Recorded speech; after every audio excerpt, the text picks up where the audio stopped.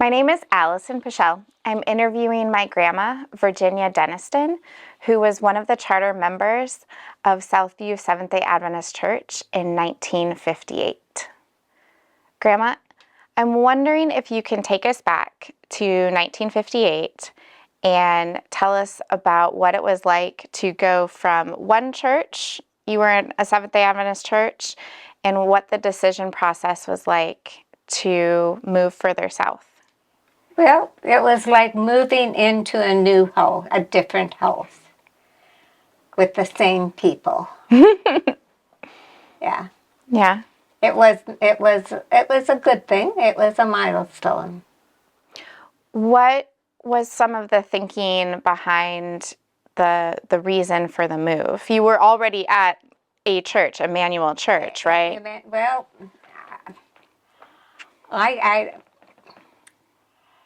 I think the reason was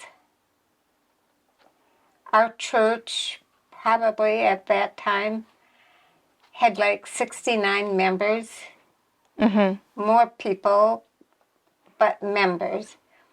And some other churches had small groups, and they thought if they would emerge,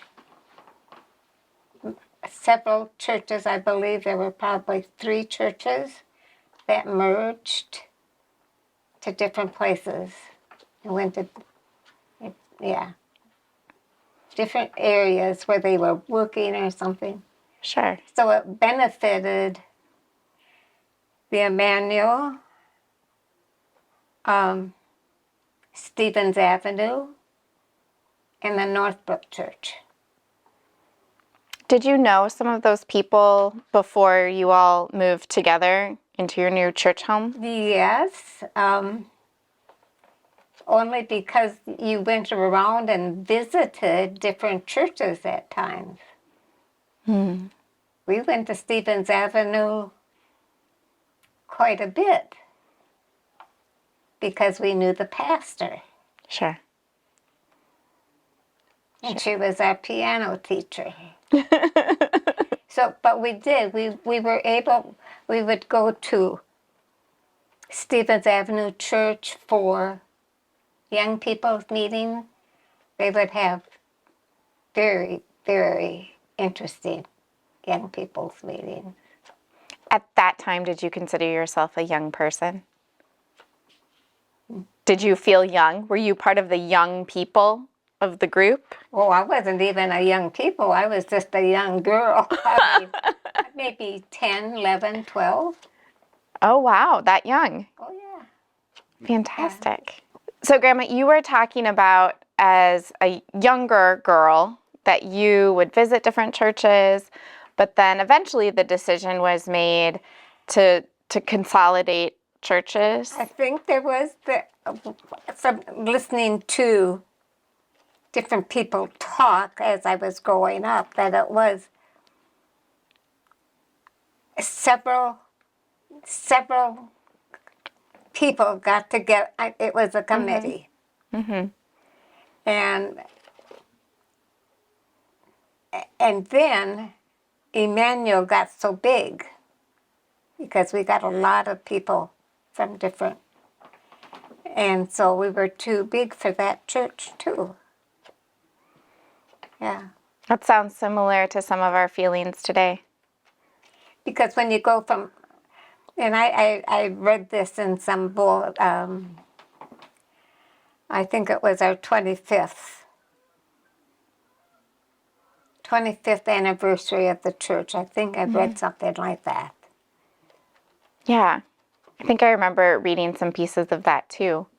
So then they found a church and bought it. Were you part of that search committee, or how did they decide where to go? I don't know. I don't know how any of that was decided. I was young. I was a new mother. That's a busy time. Huh? That's a busy time. Well, it was, and I went to some of the smaller little churches but they moved around and not driving. and we moved out here. Yeah. So we would go to the St. Paul Church. From Bloomington, you would drive to the St. Paul Church. Yeah. Okay. So now you got to the new building. You said coming in and moving into that space felt a little bit like a new house where you have to bring like a your whole big family. a whole big family. The same people were there in the cradle roll. We enrolled Timothy in the cradle roll when he was just a tiny baby. Yeah. Yeah. I think that's one of the things that Dad likes to talk about a lot is how he's been there since he was in diapers. He was there. Yeah. Jeffrey was born when we still had the Emmanuel, and I took him when he was 3 months old to introduce him to the church family at the Emmanuel. And then Timothy was what is he? Initiated into the cradle roll. Mm-hmm. So he's been there ever since. He's been there ever since. So you mentioned a little bit about Sabbath school. Tell me about the early days of church, of Southview Church, and what Sabbath school was like, what you remember. Well, Sabbath school was structured, Mm-hmm. very interesting. We had some really neat leaders. Roberta Hollenbach was one, and Lois Wutke was one. Mm-hmm.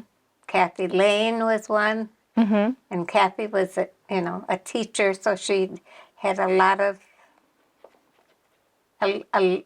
good little snippets of encouragement and so on and so forth.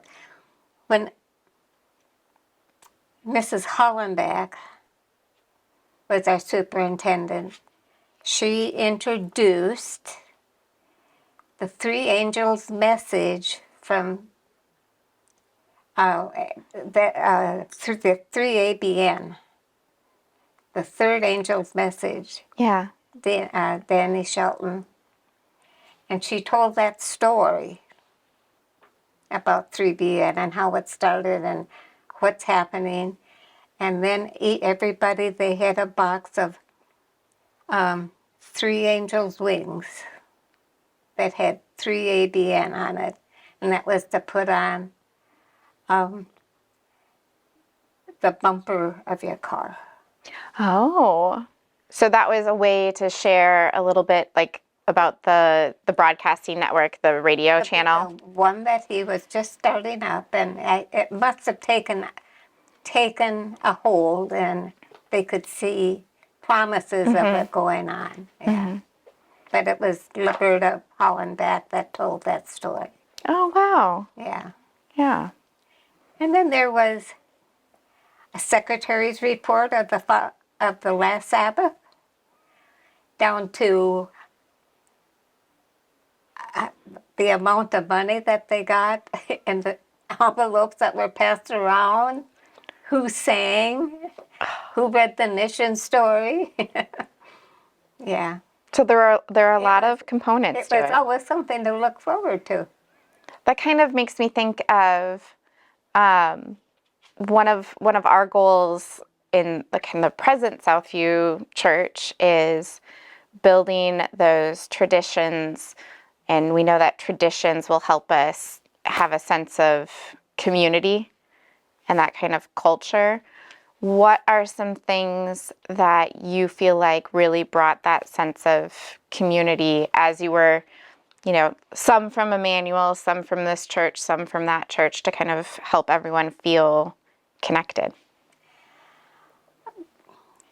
Well, of course, the kids my age that came with their families, that was all well and good. And, you'd be in Sabbath school together, and, yeah, you made long-lasting friends with some of those people that you didn't originally know. Yeah. Yeah.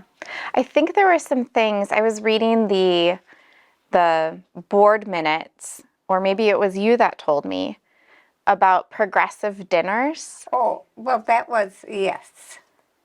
And then there was another one where there were camp meeting, not camp meeting like the event, but camp outs, like the organized camping trip with our Right. church. We had a couple progressive dinners, and they were so popular that it was really, nobody had houses big enough to house, say, 50, 60 people for hors d'oeuvres or salad or main course or dessert. But we went from up close to church. We were at the pastor's house. No, we were at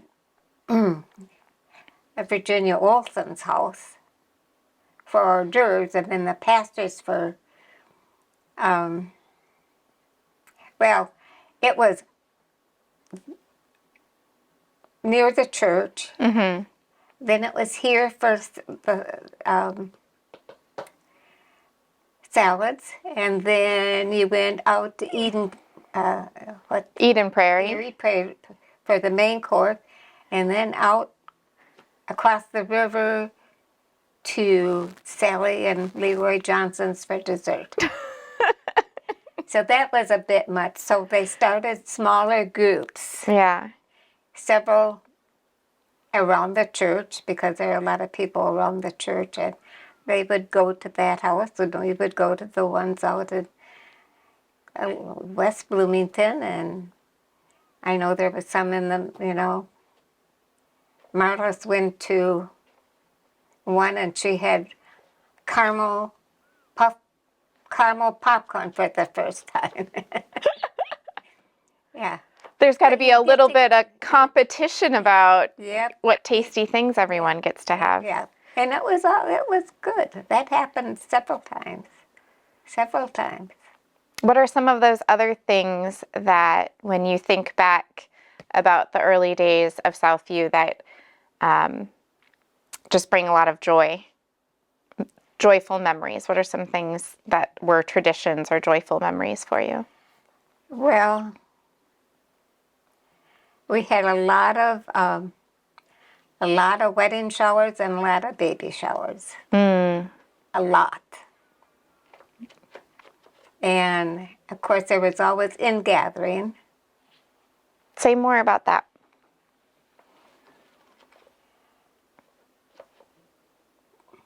Well,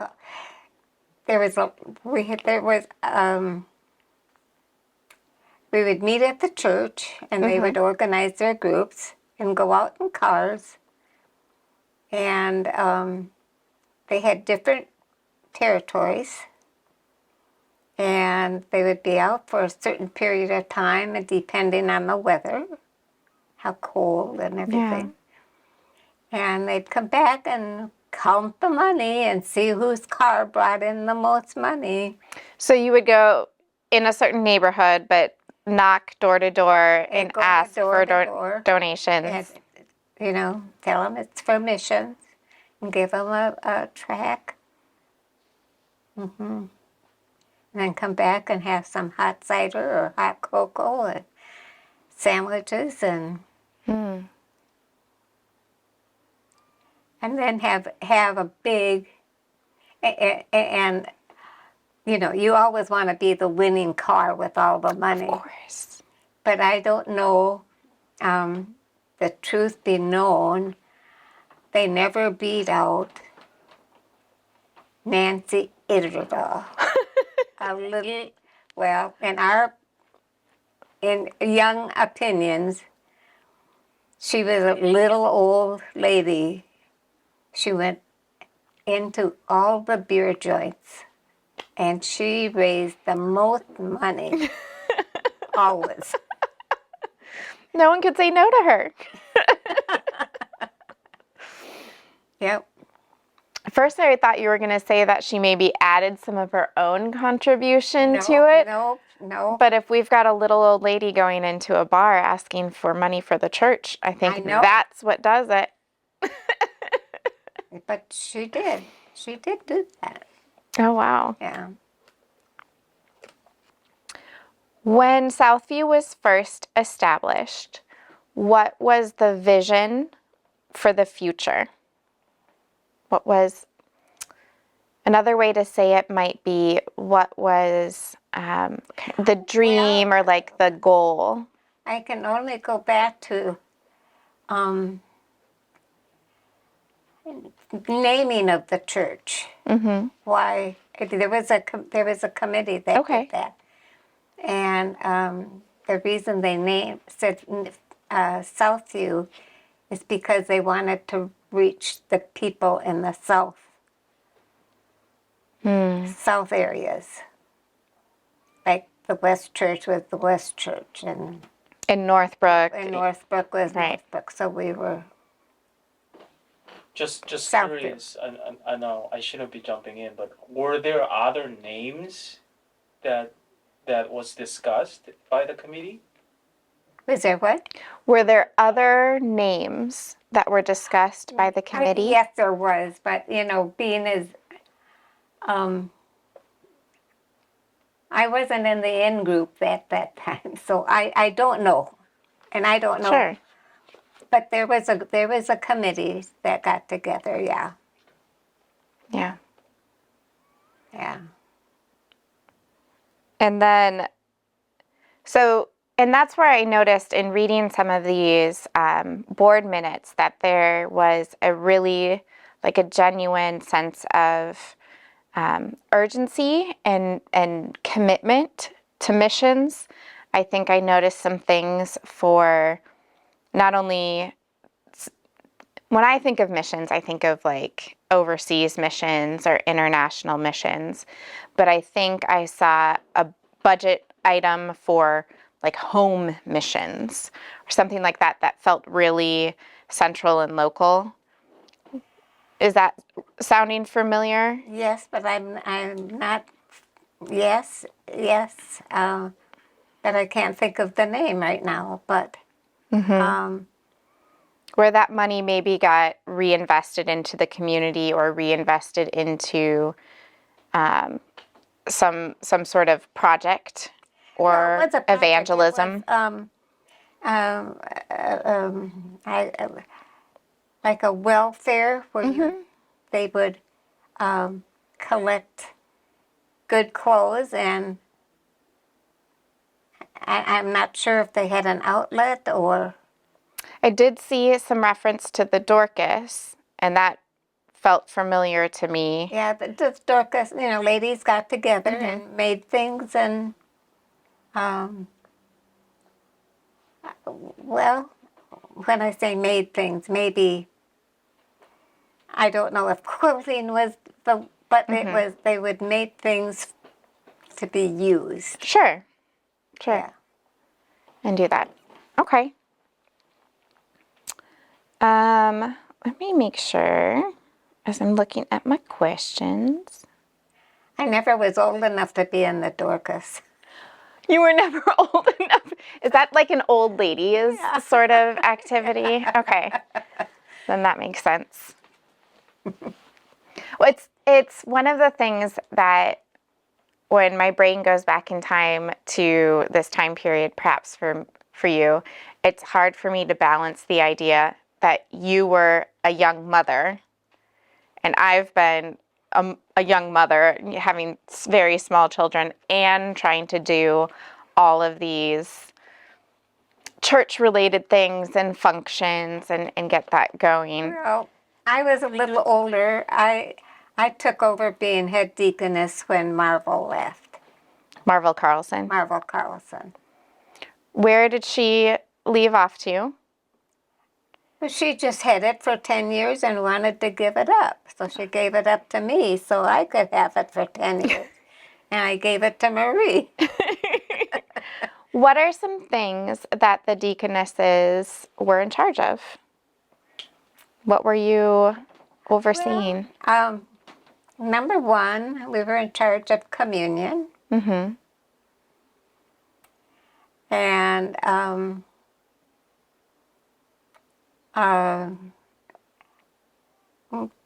different projects that would come up.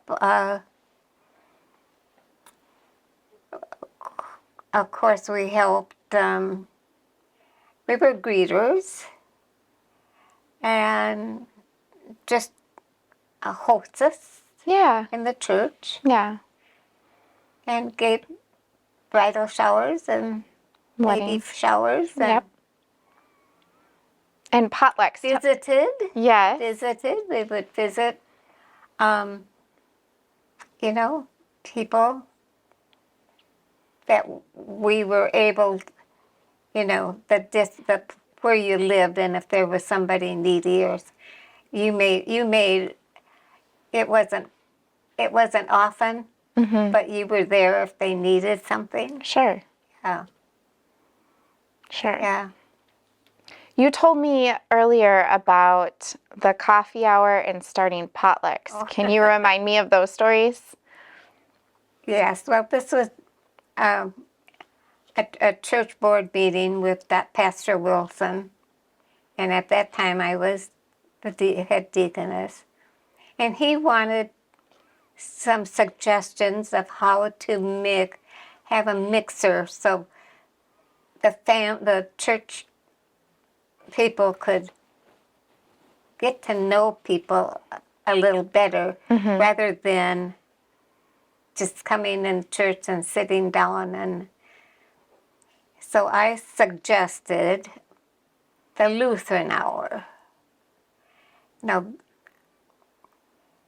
but it ended up, and that would be to have something social, like hot cocoa or Or cider, I think I remember cider. or something between Sabbath school and church. But that really would leave enough time, you know. So we went after church, and that was a big hit for a long time. The first time I bought 12 dozen donut holes and had hot cocoa. And yeah, it continued for several years until we went into potlucks once a Once a month, I think. month. Yeah. So you brought potlucks to Southview? What were... Well, I'm sure that they had maybe a Thanksgiving feast or Christmas, something like that. But as far as a routine, yeah, Yeah. because I know I was in the kitchen a lot. It was hard to get volunteers. Really? I think of our potlucks now, we have food from Kenya, we have food from Ethiopia, we have food from Philippines, we have food from Korea. I mean, we've got almost an international potluck every Sabbath. What were some of the favorite dishes that always, well, you could count on to be on the table, or some that you really got excited about when you saw them? Yes.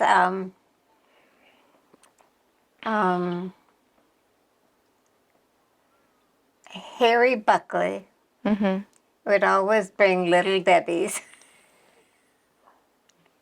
Little, like the Swiss rolls? Yeah.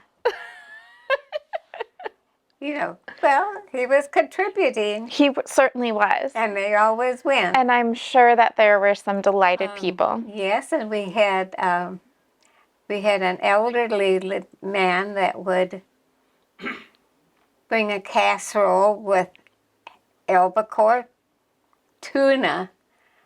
It's not the cheap kind, it's albacore tuna. And, and not only that, but he bought the pan to cook it in. And then another time he came with another one just like it. It was like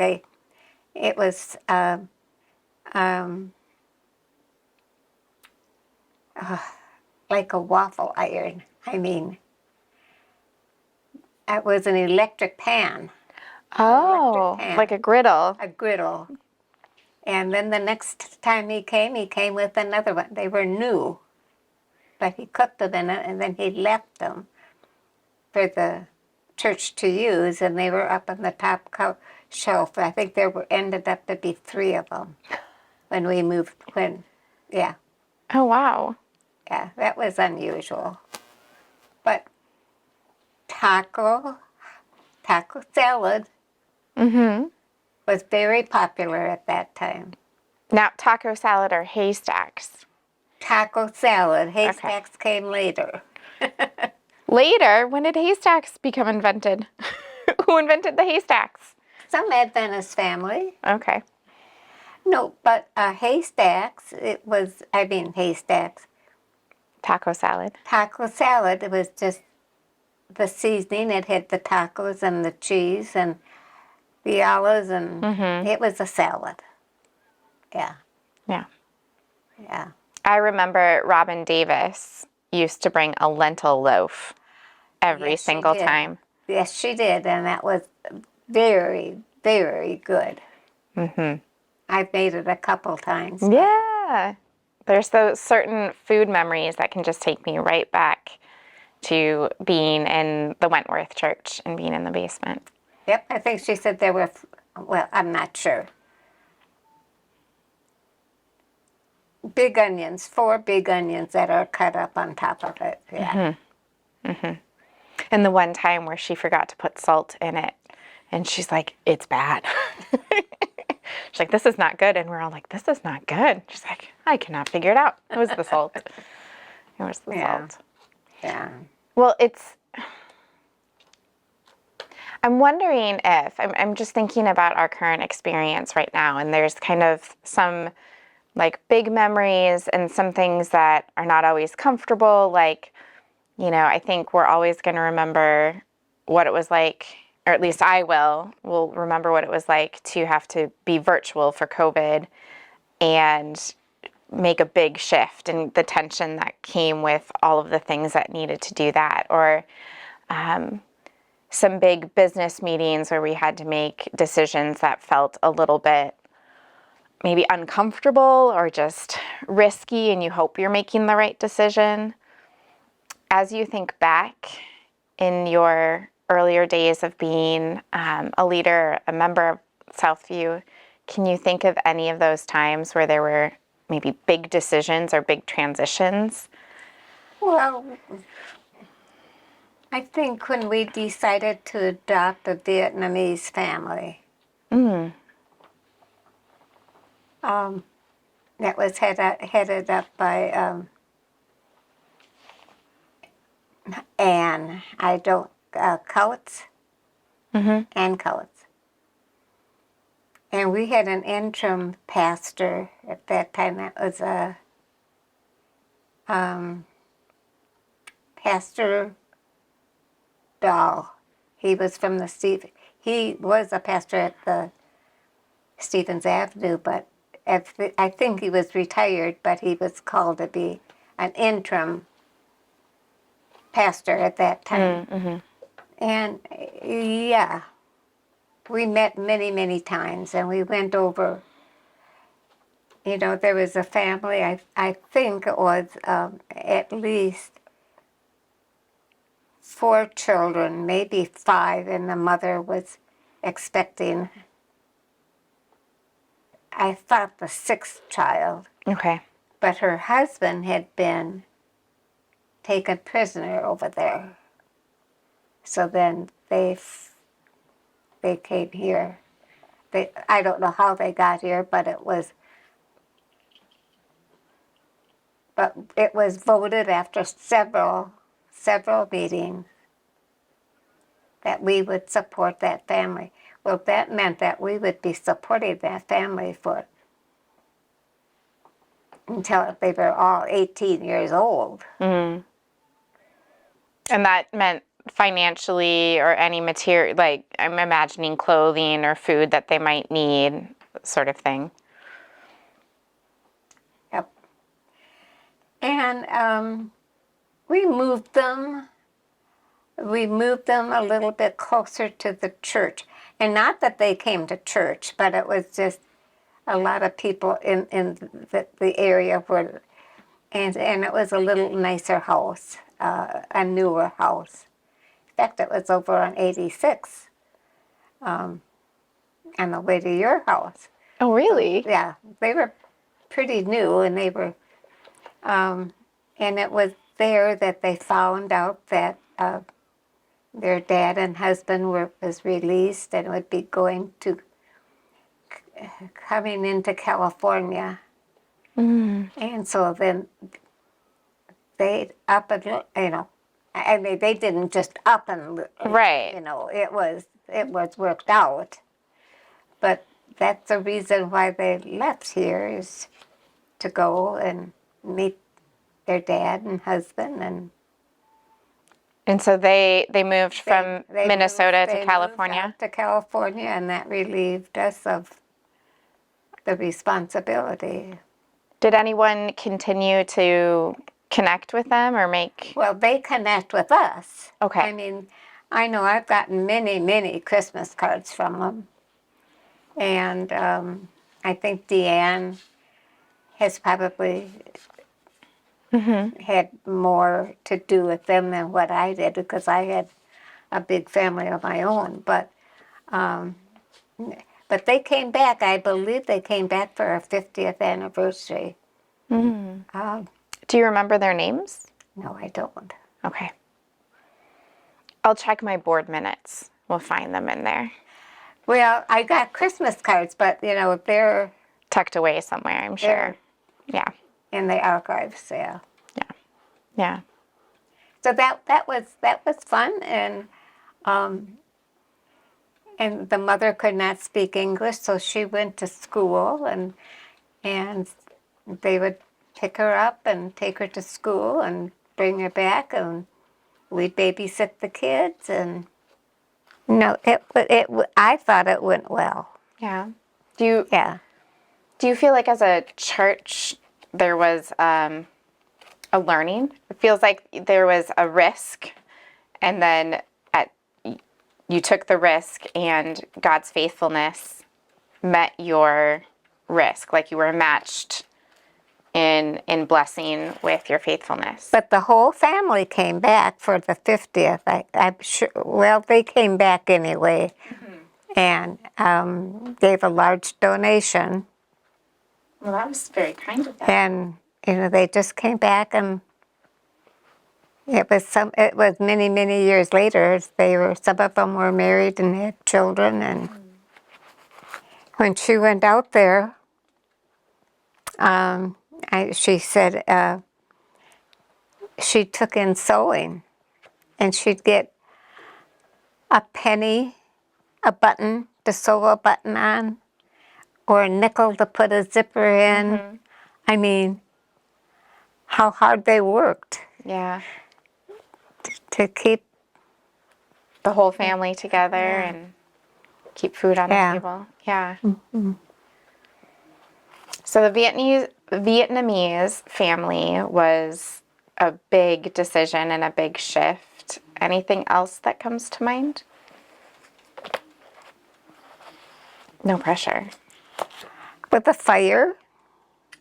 Tell me more about that. We haven't even talked about the fire. There was a fire in the sanctuary where the organ is now. And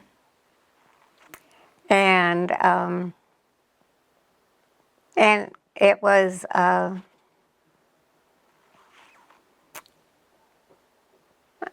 totaled, more or less. The organ or the No, sanctuary? the inside. Okay. So it took I don't know, probably took 5 or 6 months to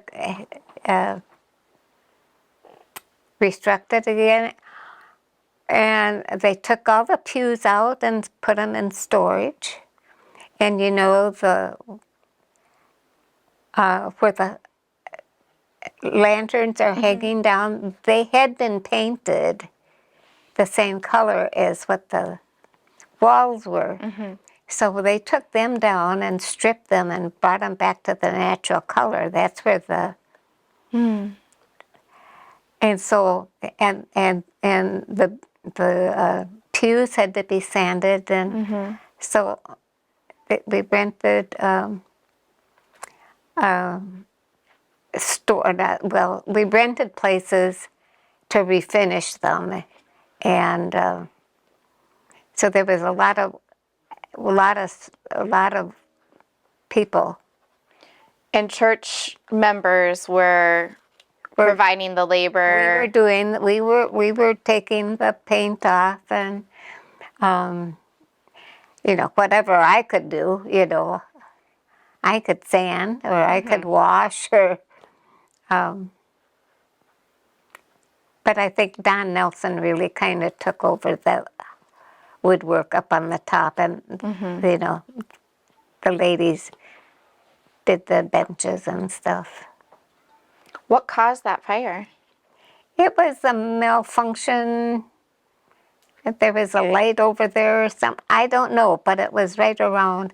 I know the firemen covered the organ with a lot of blankets and stuff.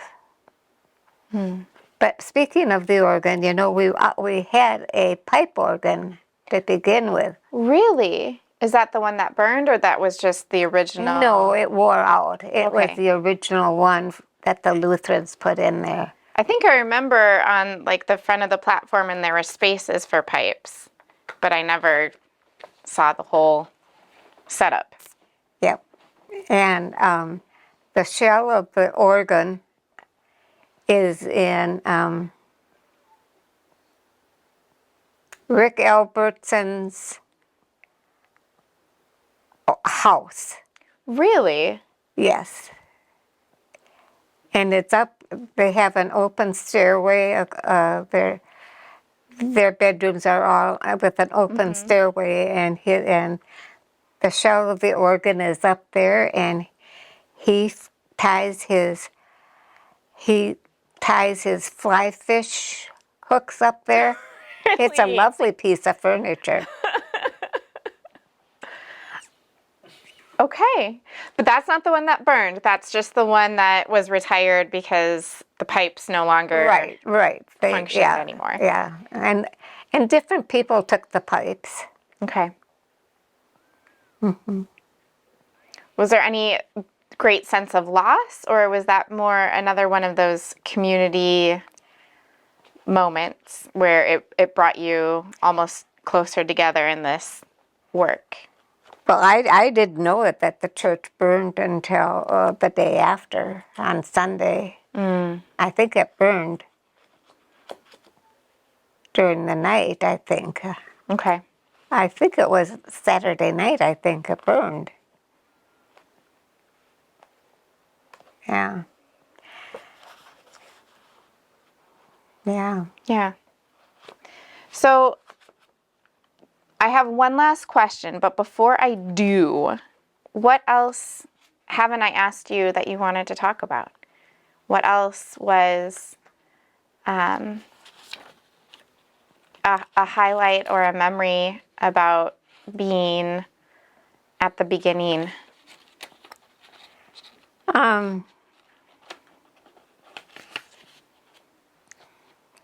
Well, I don't know. Maybe I. At one time, we had the church, a pipe organ, and we had a store. A store? We had a store that sold veggie meat. Worthington products? And there was a little kitchen, by the youth room and where the elevator was, and that's where that would be. We had a library, a very nice library. I do remember that. I remember the store that would be open for like a few hours every Tuesday or something. No, like it was that. every Sunday. Every Sunday. Yeah.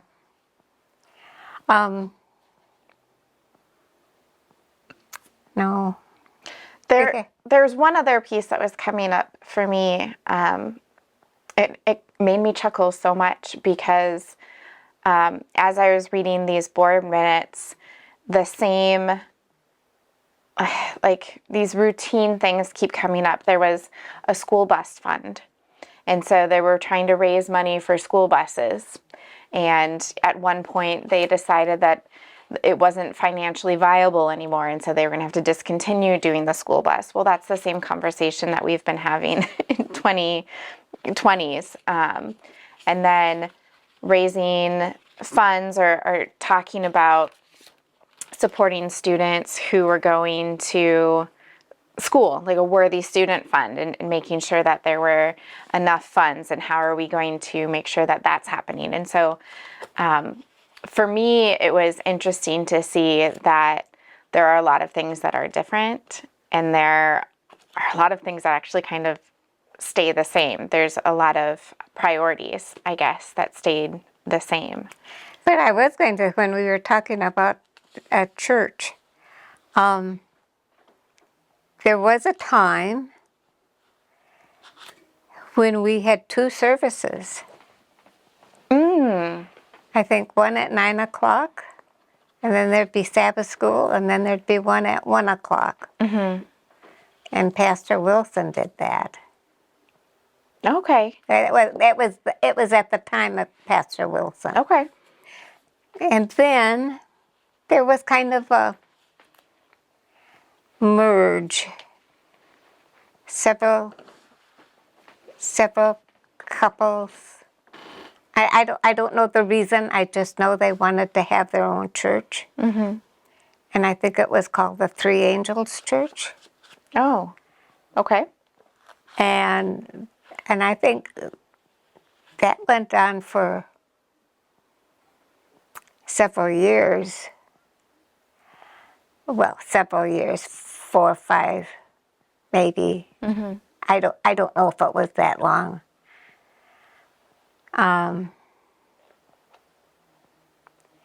But they were welcome back. I mean, it was like they never left, and I think it was a struggle. They probably had 35, 40 people, and Pastor Wilson would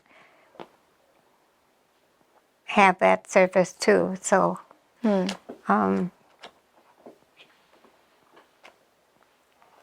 yeah, I suppose there was kind of a strain, but we were glad to have them back. Yeah. Yeah, they knew who I was, but I don't know who they are. But I would hope that there would be a large narthex so you could stand around and visit.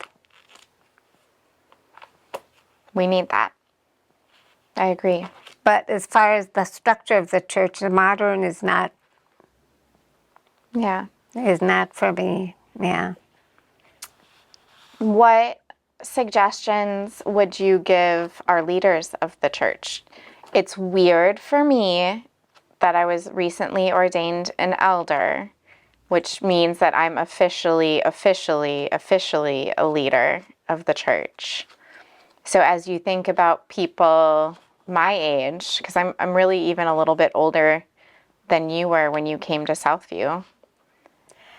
Well, what kind of advice would you give a young person such as myself? I can't give you any advice because you are bananas. Other than I think you're too busy. You're too busy. You got to take time for family. Yeah. And sometimes they forget that. Yeah. Same with the pastors.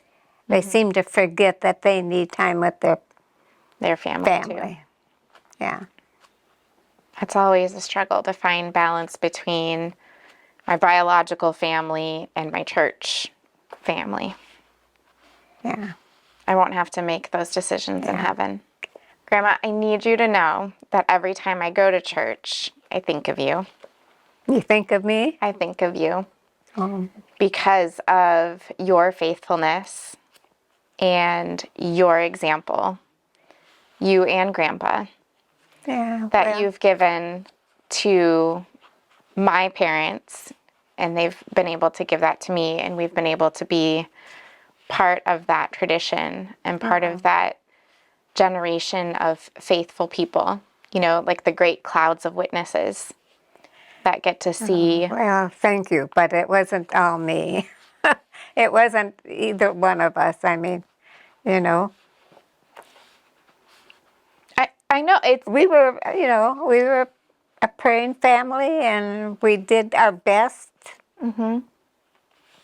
but I think of you and Grandpa every time I go to church, that I am so blessed and thankful that you provided that space and that consistency so that I get Well- to know and love the Lord the way that you have shown me. Well, this is, I'll tell you about it sometime because that doesn't pertain to this. But I just about became a Church of the Brethren. What's a Church of the Brethren?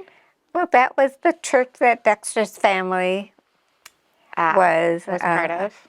I don't know on whose side it was, but they were preachers, Church of the Brethren. And that's where some of his second cousins were going. And he would go to church with them. So when we started dating, I went to church with him on Sunday. And they had a wonderful youth group, and we were invited to join them. And I had a wonderful time. Sure. I went to church with, of course, we were married, and that whole church came to our wedding. And we went back. I took Jeffrey to show him, and from the pulpit he said, "Oh, Dexter and his girlfriend are here."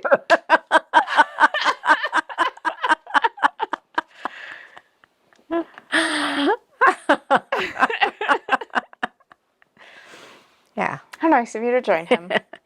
yeah. But that was a good time. Yeah. Yeah. Well, thank you so much for sharing this time and sharing your memories. Well, I hope you find something that you can use. Yes, of course. Yeah. It was good reminiscing. Yeah. Did you bring your heart full of joy? Yes, it is. It's fun. It's fun. There's a lot of memories. A lot of memories. Well, you're kind of old.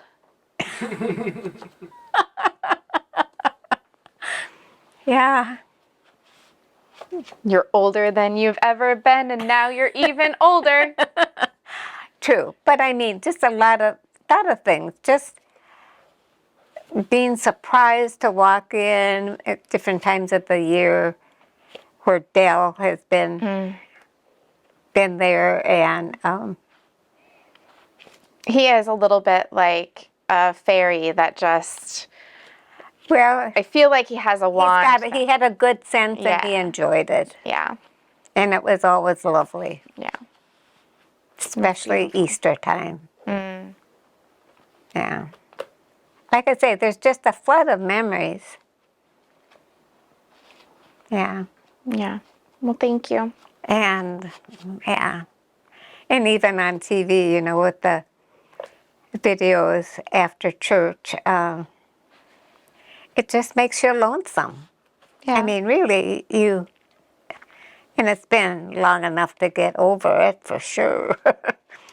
No, but to have that sense of community, because that's what I hear you sharing, is just how connected and integrated church and the people were into your lives. Yeah. Yeah. And to be without that. However, I did not like, at one time, a pastor couldn't stay at the church longer than 4 or 5 years. You did not like that. You wanted them to be able to stay. There's some of them that could have stayed forever. Sure. And some of them, I can't even remember their names. But they didn't stay long. Yeah. Yeah. But Did you have a favorite pastor? It's okay, Pastor Sean isn't sensitive. And I can't say I have a favorite pastor. You know, I enjoyed Pastor Vanderman. Mm-hmm. And Schneider, he was very young. He was only there a year. But his dad was pastor of the Northbrook Church. But he moved on, and he moved up really fast. You know, Pastor Wilson, Pastor Haas was a dear man. Mm-hmm. Heiner, he made me nervous sometimes, but I liked him. I mean, He has a very specific sort of presence. He's a big man. yeah.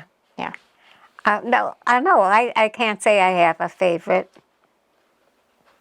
God puts all kinds of different people But, in you our know, lives. I cried every time they left. Yeah. Yep. Yeah. For And sure. like I say, Pastor Vanderman, he had the last Sabbath up in the sanctuary that year, and then the first Sabbath that we were up in the sanctuary after the fire, he had it, and then he left. Wow. Wow. No, there's several pastors that were Meaningful or impactful. and